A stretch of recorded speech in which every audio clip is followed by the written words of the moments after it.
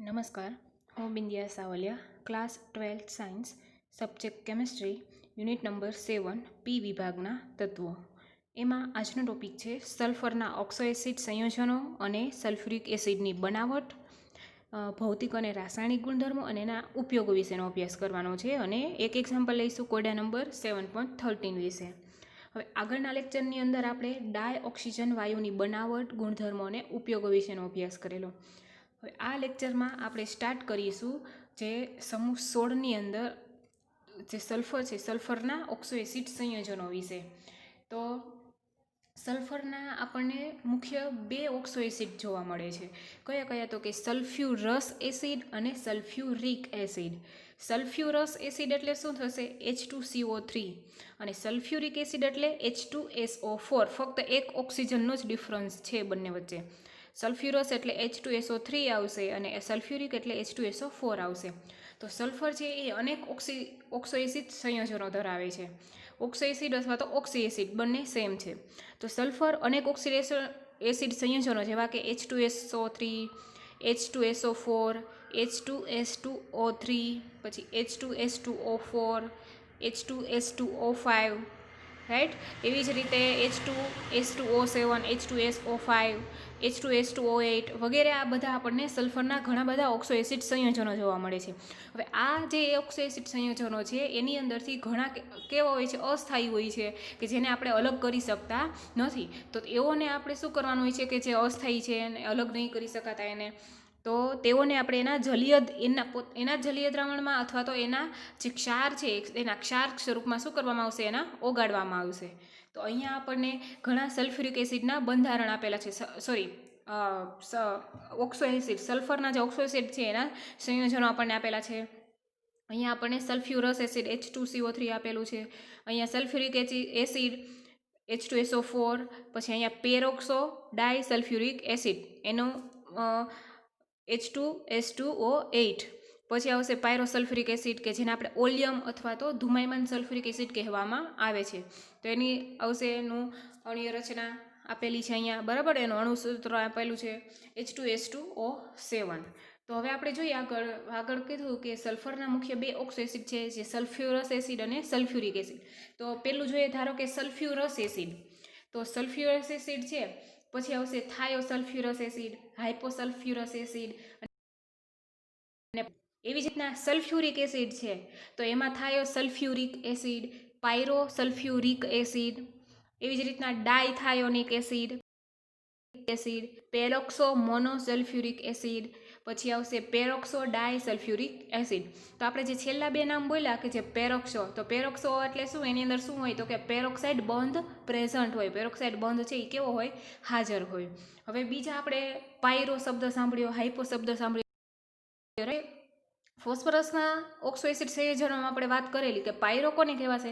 કે જો ધારો કે હવે આપણે સલ્ફરની જ વાત કરીએ, સલ્ફરના ઓક્સો એસિડની, તો સલ્ફ્યુરિક એસિડમાં જોઈએ કે જે બે H2SO4 ના અણુ જોડાતા હોય ત્યારે શું થાય કે પાણીનો અણુ દૂર થતો હોય તો એને પાયરો કહેવાશે. અને હાઇપો એટલે કે એક જ એસિડના જે હવે ધારો પાયરો સલ્ફ્યુરિક એસિડ છે તો પાયરો સલ્ફ્યુરિક એસિડમાંથી એક ઓક્સિજન દૂર થાય તો ત્યારે એને શું કહેવાય છે? હાઇપો કહેવામાં આવે છે. આપણે જોઈએ 1 by 1. તો અહીંયા આપણને આ કોનું બંધારણ આપેલું છે? સલ્ફ્યુરસ એસિડનું બંધારણ આપેલું છે. રાઈટ. અહીંયા સલ્ફરની સાથે ઓક્સિજન છે એ ડબલ બોન્ડ સાથે જોડાશે અને અહીંયા OH સમૂહ આવશે. તો આનું નામ છે સલ્ફ્યુરસ એસિડ. એનું આવશે અણુસૂત્ર H2SO3.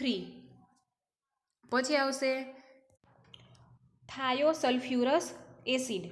તો થાયોસલ્ફ્યુરસ એસિડ એટલે અહીંયા ઓક્સિજનની જગ્યાએ શું આવી જશે? સલ્ફર. સલ્ફર સાથે ડબલ બોન્ડથી સલ્ફર જોડાઈ જશે એટલે શું કહેવાશે? થાયોસલ્ફ્યુરસ એસિડ. એનું અણુસૂત્ર આવશે H2S2O2, રાઈટ. આ H2, આ S2 અને O2. પછી આવશે પાયરોસલ્ફ્યુરસ એસિડ. તો પાયરોસલ્ફ્યુરસ એસિડ કઈ રીતે બનશે? તો કે જે સલ્ફ્યુરિક એસિડના બે અણુ છે એ બે અણુ જ્યારે જોડાશે ત્યારે શું થતું હોય છે? એ રિમૂવ થશે, દૂર થાય પાણીનો અણુ, ત્યારે શું બનશે? પાયરોસલ્ફ્યુરસ એસિડ બનશે. હવે આ ડાયરેક્ટ સલ્ફર સાથે નહીં જોઈન્ટ થઈ જાય, પરંતુ આ જે ઓક્સિજન છે એ પાછો સલ્ફર સાથે શું કરશે? ડબલ બોન્ડ બનાવીને જોઈન્ટ થશે. ઓકે, એટલે એનું આ બંધારણ આ થશે. પછી આવશે હાઇપોસલ્ફ્યુરસ એસિડ. હાઇપોસલ્ફ્યુરસ એસિડ એટલે કે પાયરોસલ્ફ્યુરસ એસિડમાંથી જે આ ઓક્સિજન છે એ શું થાય, દૂર થઈ જશે, રાઈટ. પછી જે સ્ટ્રક્ચર વધશે એને શું કહેવાય છે, હાઇપોસલ્ફ્યુરસ એસિડ કહેવામાં આવે છે.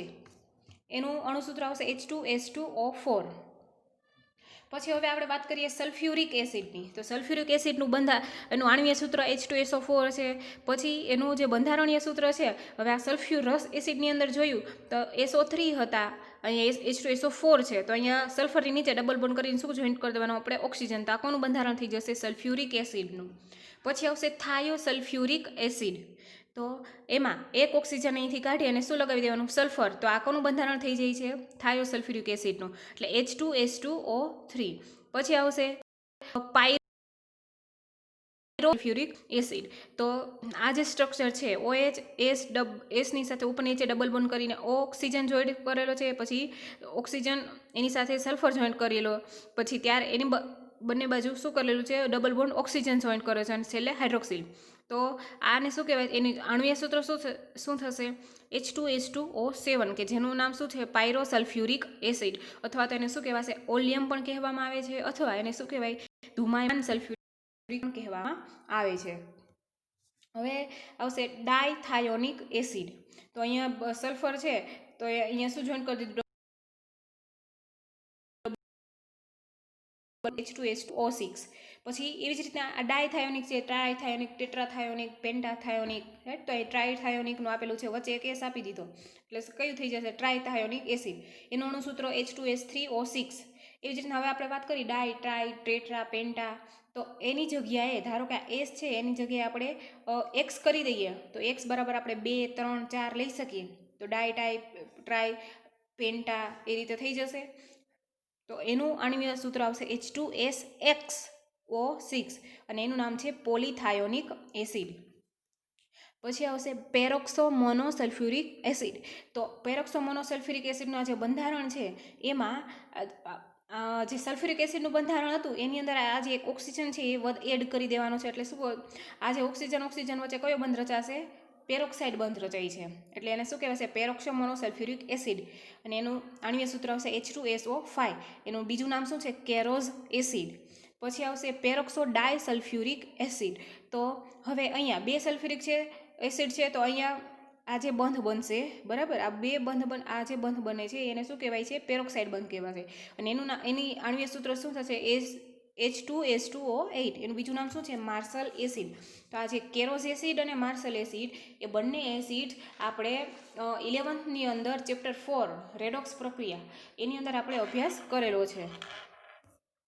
તો હવે આપણે સલ્ફરના ઓક્સો એસિડ સંયોજનો વિશે હવે આપણે સ્ટાર્ટ કરીશું. Sulphuric acid. સલ્ફ્યુરિક એસિડની બનાવટ, એનો ગુણધર્મો, ભૌતિક અને રાસાયણિક ગુણધર્મો અને એના ઉપયોગો વિશે. તો જે સલ્ફ્યુરિક એસિડ એટલે એની આણ્વીય સૂત્ર શું થશે, H2SO4. હવે તો આ સલ્ફ્યુરિક એસિડ છે H2SO4, એને આપણે સલ્ફ્યુરિક એસિડ કહેવાય છે. પછી એને હાઇડ્રોજન સલ્ફેટ કહેવામાં આવે છે. ઓઇલ ઓફ વિટ્રિયોલ પણ કહેવામાં આવે છે. અને બીજું શું કહેવાય છે, એને રસાયણોનો. પછી જોઈએ તો H2SO4 ને શા માટે આપણે રસાયણોનો રાજા કહીએ છીએ, શા માટે એને કિંગ ઓફ કેમિકલ તરીકે ઓળખવામાં આવે છે, કેમ? કારણ કે H2SO4 છે એ મોટાભાગના રસાયણોના ઉત્પાદનમાં ઉપયોગી થાય છે. એ ઉપરાંત પણ તે કાર્બનિક અને અકાર્બનિક, એટલે કે જે ઇનઓર્ગેનિક અને ઓર્ગેનિક પદાર્થો છે, રાસાયણિક પદાર્થો અથવા તો સંયોજનો, એની સાથે પણ શું કરશે, એ પ્રક્રિયા કરી શકે છે. માટે એને આપણે રસાયણોના રાજા તરીકે ઓળખવામાં આવે છે. પછી આપણે બીજું કીધું કે H2SO4 ને આપણે ઓઇલ ઓફ વિટ્રિયોલ તરીકે પણ ઓળખવામાં આવે છે. તો હવે શા માટે, તો કે કારણ કે જે શરૂઆતમાં જે H2SO4 છે એ શરૂઆતમાં જે સજળ આયર્ન સલ્ફેટમાંથી મેળવવામાં આવતો. આયર્ન સલ્ફેટ એટલે FeSO4 અને સજળ એટલે વોટર મોલિક્યુલ હાજર હોય, તે સજળ આયર્ન સલ્ફેટમાંથી મેળવવામાં આવતો હતો. તો શરૂઆતમાં તે FeSO4 × 7H2O, આને શું કહેવાશે, ગ્રીન વિટ્રિયોલ કહેવાશે. આને શું કહેવાય, ગ્રીન વિટ્રિયોલ કહેવાય. તો આમાંથી મેળવવામાં આવતો હતો. એ ઉપરાંત H2SO4 એ કેવું છે, ઘટ તેલી પ્રવાહી જેવું હોવાથી એને શું કહેવાય છે, ઓઇલ ઓફ વિટ્રિયોલ તરીકે ઓળખવામાં આવે છે. અહીંયા આપણને રિએક્શન આપેલી છે, FeSO4 × 7H2O, એમાંથી શું મળશે આપણને, Fe2O3 પ્લસ SO2 મળશે પ્લસ H2SO4 પ્લસ 6H2O. તો આને આપણે શું કીધું? Oil of vitriol. પછી જે આ FeSO4 × 7H2O છે એને આપણે શું કીધું? ગ્રીન વિટ્રિયોલ કહેવામાં આવે છે. એવી જ રીતના CuSO4 × 2H2O હોય તો એને આપણે બ્લુ વિટ્રિયોલ કહેવાય છે. એવી જ રીતના જો ZnSO4 હોય તો એને આપણે વ્હાઇટ વિટ્રિયોલ તરીકે ઓળખવામાં આવે છે. તો આપણે સલ્ફ્યુરિક એસિડ વિશેની બેઝિક માહિતી જોઈ. હવે આપણે સ્ટાર્ટ કરીએ સલ્ફ્યુરિક એસિડની બનાવટ વિશે. તો સલ્ફ્યુરિક એસિડ છે એ આપણે એનું જે ઔદ્યોગિક ઉત્પાદન છે સૌપ્રથમ તો એ સલ્ફ્યુરિક એસિડ છે એ કઈ રીતે મેળવવામાં આવતો હતો કે લેડ ચેમ્બર વિધિ છે એ પ્રોસેસથી પણ મેળવવામાં આવતો હતો. હવે એનું જ ઔદ્યોગિક ઉત્પાદન વિશેની વાત કરીએ તો એ 3 તબક્કામાં થતું હોય છે. તો સૌપ્રથમ પહેલો તબક્કો શું આવશે? જે સલ્ફ્યુરિક એસિડ છે એ વિશ્વભરના ખૂબ જ અગત્યના ઔદ્યોગિક રસાયણો પૈકીનું એક છે. સલ્ફ્યુરિક એસિડનું ઉત્પાદન છે હવે આપણે કોન્ટેક્ટ પ્રોસેસ અથવા તો એને સંપર્ક વિધિ કહેવામાં આવે છે, સંપર્ક પ્રક્રમ દ્વારા કહેવામાં આવે છે કે જેની અંદર 3 તબક્કાઓ સમાયેલા છે.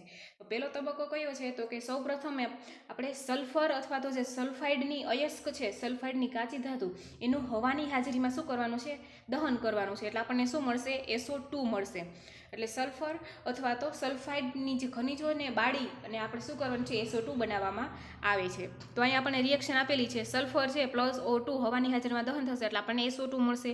એવી જ રીતના અહીંયા આપણને આયર્ન પાયરાઇટ્સ આપેલી છે, એટલે કે સલ્ફરની કાચી ધાતુ આપેલી છે, સલ્ફાઇડ અયસ્ક છે એ આપેલી છે. તો FeS2 એને હવાની હાજરીમાં દહન કરીશું એટલે આપણને શું બનશે? Fe2O3 બનશે અને SO2 મુક્ત થશે. રાઈટ. તો આપણે અહીંયા સલ્ફર પહેલો તબક્કો શું જોયો? સલ્ફર અથવા તો સલ્ફાઇડ અયસ્કોને બાળીને શું કરવામાં આવે છે? SO2 ઉત્પન્ન કરવામાં આવે છે. તો હવે અહીંયા જે SO2 ઉત્પન્ન થયો છે, હવે આ ઉત્પન્ન થયેલ SO2 વાયુમાંથી આર્સેનિક સંયોજનો, ધૂળના રજકણો તથા અન્ય અશુદ્ધિઓને દૂર કરી અને આપણને શું મેળવાય છે? શુદ્ધ SO2 વાયુ મેળવવામાં આવે છે. ઓકે. હવે જોઈએ ત્યારબાદ આપણે ઉદ્દીપકીય ઓક્સિડેશનથી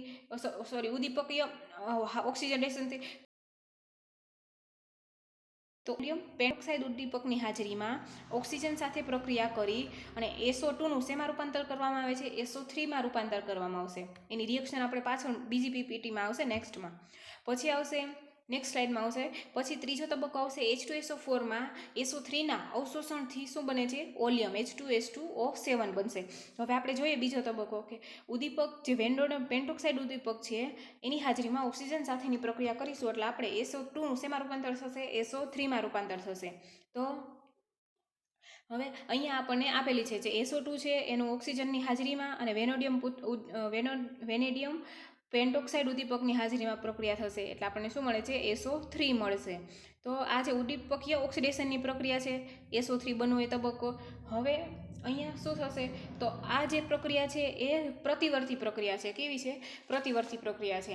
હવે આ પ્રક્રિયા દરમિયાન શું થતું હોય છે? તો કે આ પ્રક્રિયા દરમિયાન ઉષ્મા ઉત્પન્ન થતી હોય છે, માટે આ કેવી કહેવાશે? ઉષ્માક્ષેપક પ્રક્રિયા કહેવામાં આવે છે. અને અહીંયા જે ઉષ્મા ઉત્પન્ન થાય છે એ લ સેટરલેયરના સિદ્ધાંત અનુસાર ઉષ્મા કેવું હોય છે? ઉષ્મા પ્રક્રિયક તરીકે વર્તવા લાગે છે.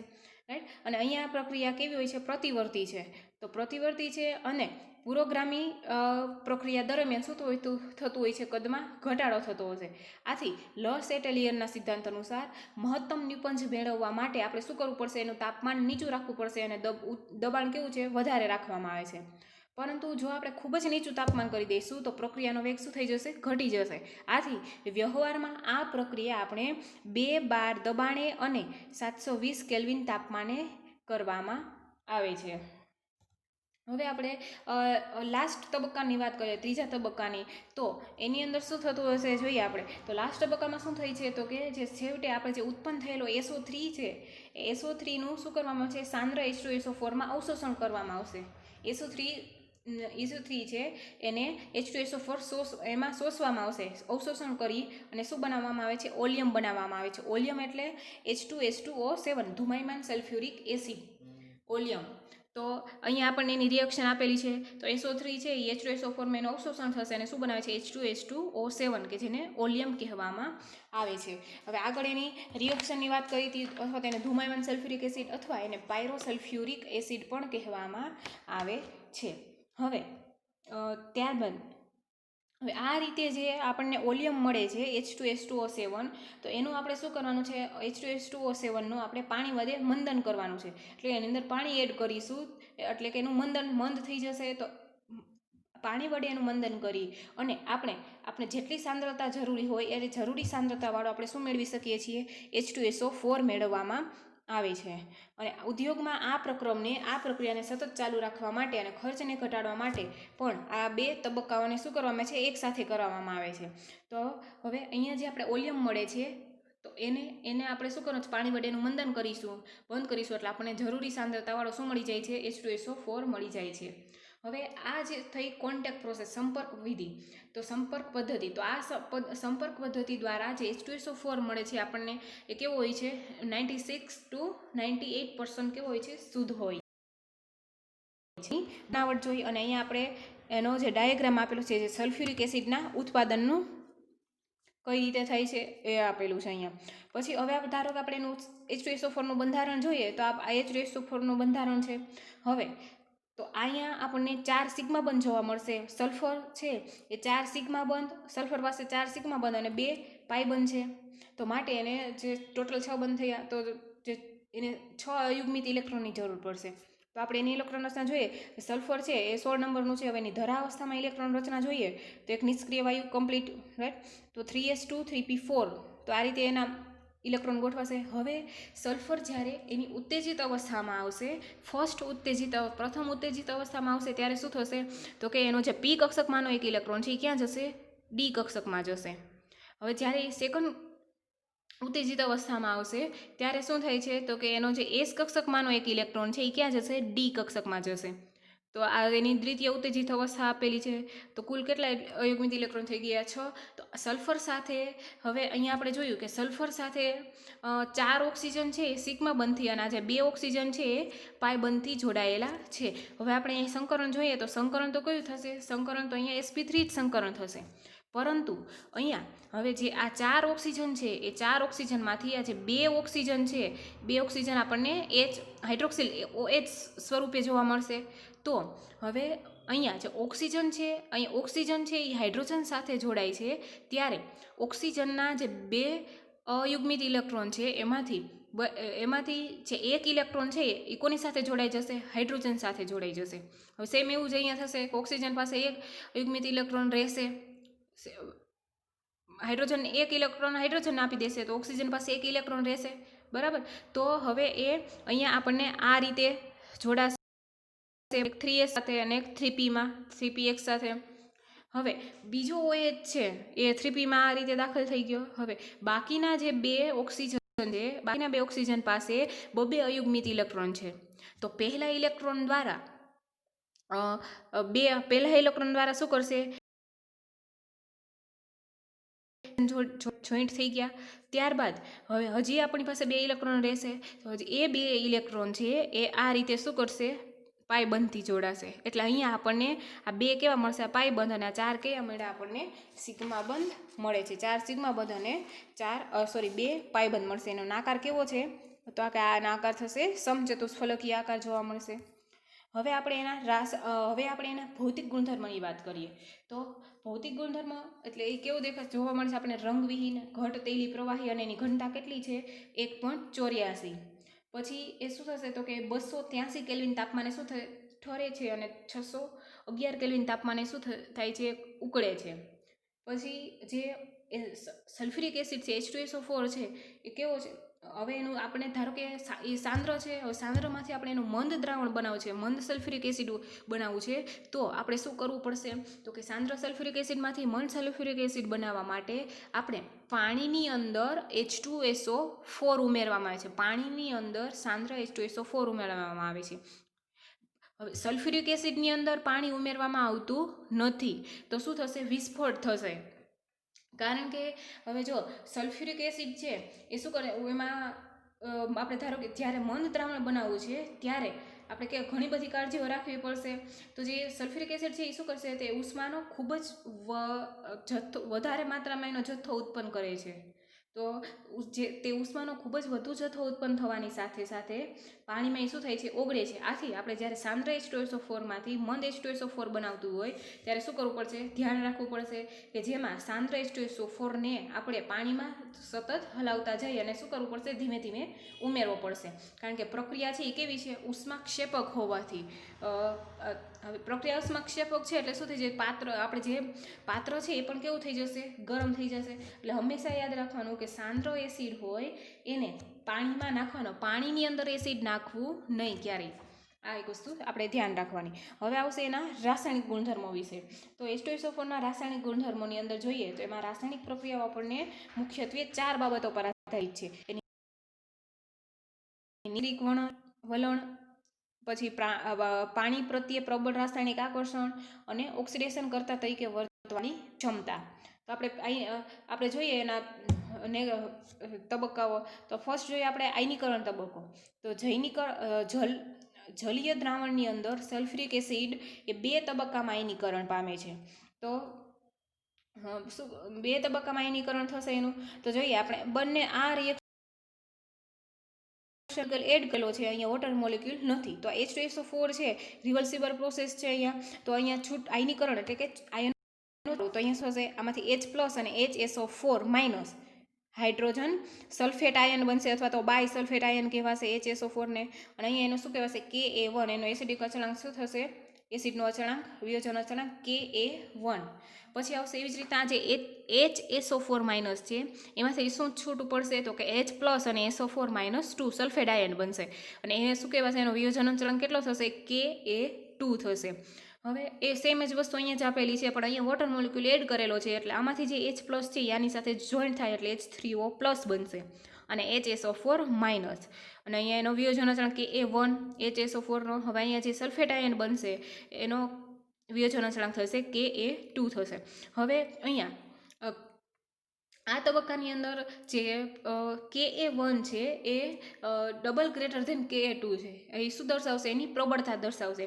કારણ કે Ka નું મૂલ્ય કેવું છે, મોટું છે. એ શું સૂચવશે, તો કે H2SO4ના જે પ્રથમ તબક્કામાં વધુ પ્રમાણમાં શું થાય છે, આયનીકરણ પામે છે અને જે તેની શું દર્શાવે છે, પ્રબળતા દર્શાવે છે. પછી આપણે વાત કરીએ હવે એસિડ ક્ષારોની શ્રેણી વિશેની.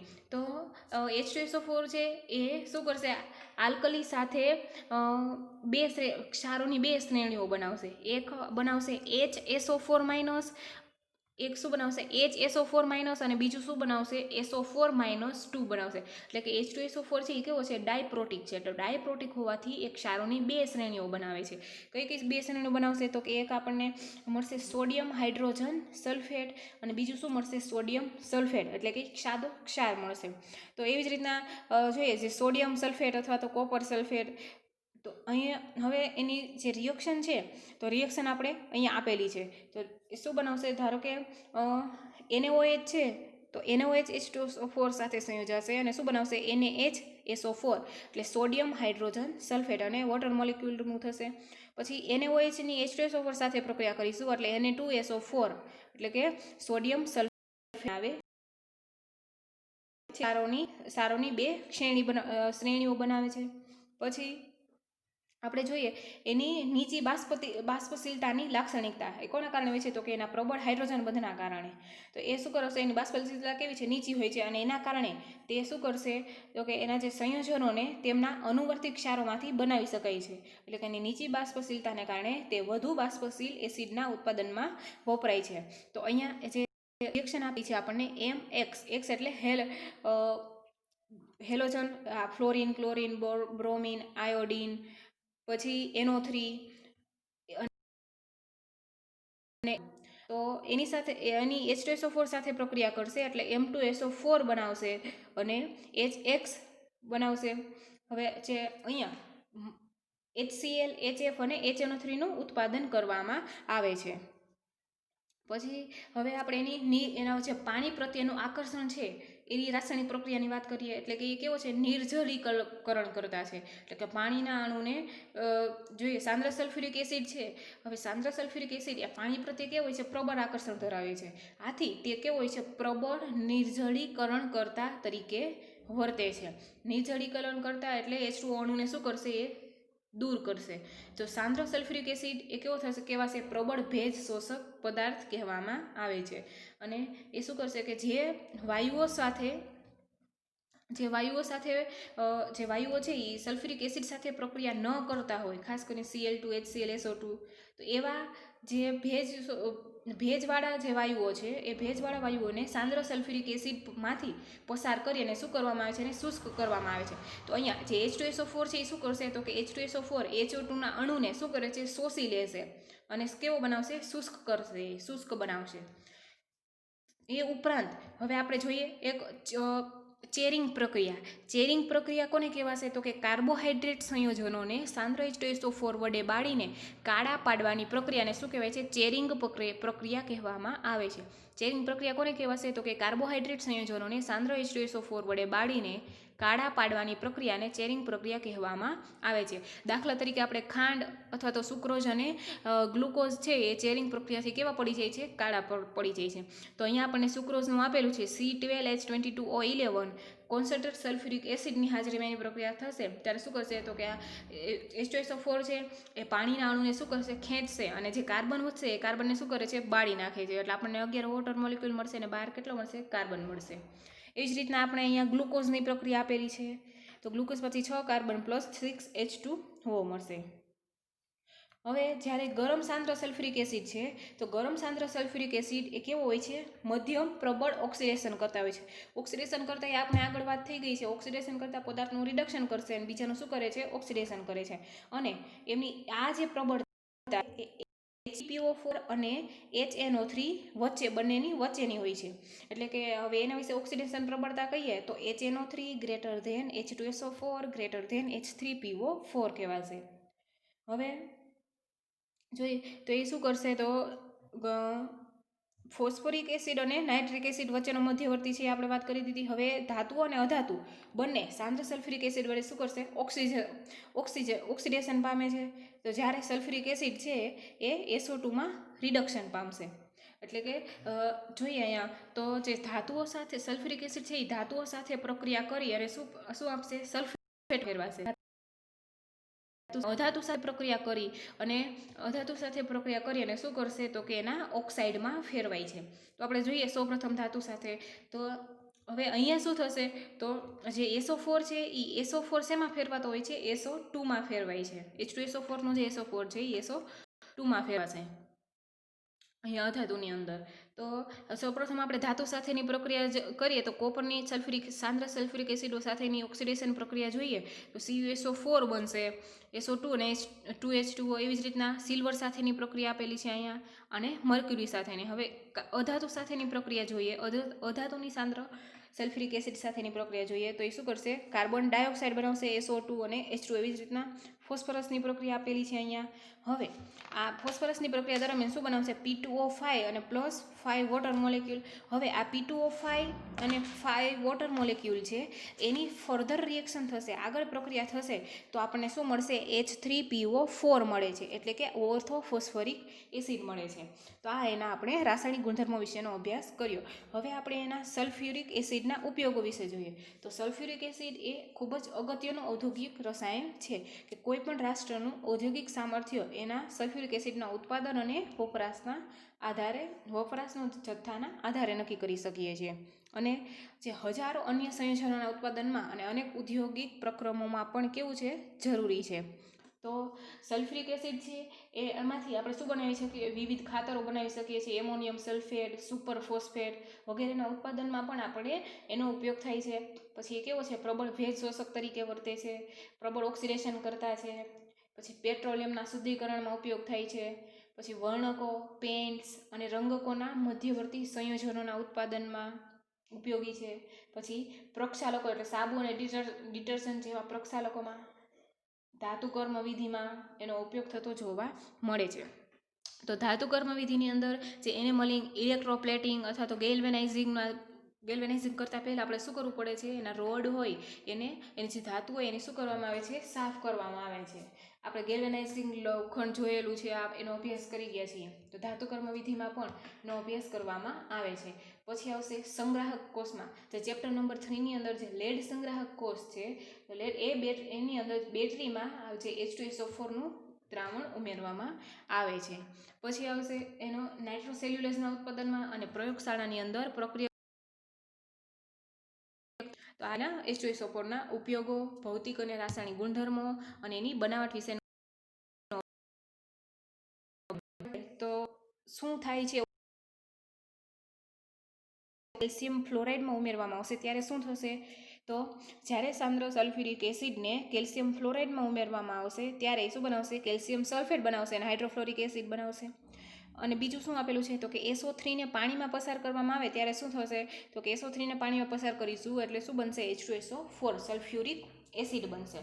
હવે ઘણીવાર એવું પૂછે કે સંપર્ક પદ્ધતિમાં H2SO4ની મહત્તમ નિપજ મળે એવી પરિસ્થિતિઓ કઈ, તો કે બે વાતાવરણ દબાણ, એનું તાપમાન 730 કેલ્વિન અને ઉદ્દીપક કયો, વેનેડિયમ પેન્ટોક્સાઇડ. પછી આગળ વાત કરીએ આપણે કે પાણીમાં જે H2SO4 માટે એનો જે Ka2 છે એ લેસ ધેન Ka1 શા માટે હોય છે, કારણ કે H2SO4 છે એની નીચી એસિડિક પ્રબળતાને કારણે આયનીકરણ પ્રથમ તબક્કામાં ખૂબ જ વધુ પ્રમાણમાં પામે છે અને બીજા તબક્કામાં કેવું હોય છે, ઘણું ઓછું હોય છે માટે. પછી H2SO4 જેમાં અગત્યનો ભાગ ભજવે છે એવા 3 ક્ષેત્રો કયા કયા આવશે, કોઈ પણ 3, તો કે રાસાયણિક ખાતરોના ઉત્પાદનમાં, પેટ્રોલિયમના શુદ્ધિકરણમાં અથવા તો ઓટોમોબાઈલ સંગ્રાહક કોષમાં વિદ્યુત વિભાજ્ય તરીકે. તો અહીંયા આપણે સલ્ફ્યુરિક એસિડની બનાવટ, રાસાયણિક ગુણધર્મો, ઉપયોગો અને સલ્ફરના ઓક્સોએસિડ વિશેનો અભ્યાસ કર્યો. હવે નેક્સ્ટ લેક્ચરમાં આપણે સમૂહ 17ના તત્વો વિશેનો અભ્યાસ કરીશું.